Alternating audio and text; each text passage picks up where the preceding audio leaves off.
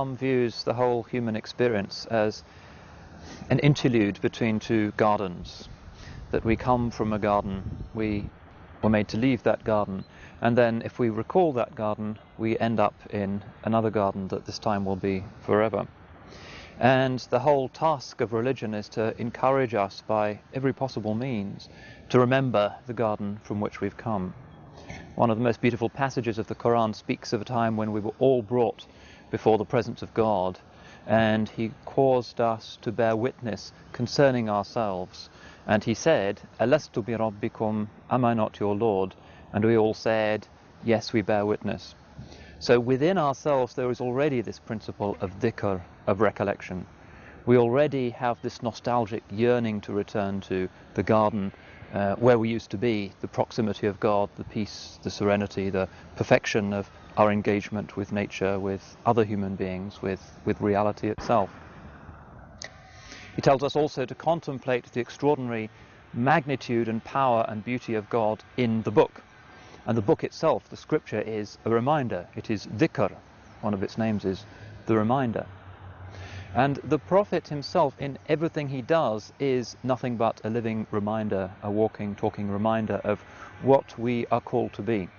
His perfection is a reminder of what we can possibly be and of what we ancestrally lost.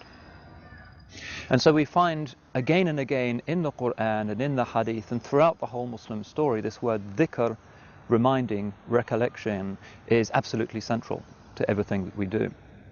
If we were with God, the moment when the Spirit was breathed into us and we became alive, ahya, was connected to the moment when we all said, yes, we bear witness.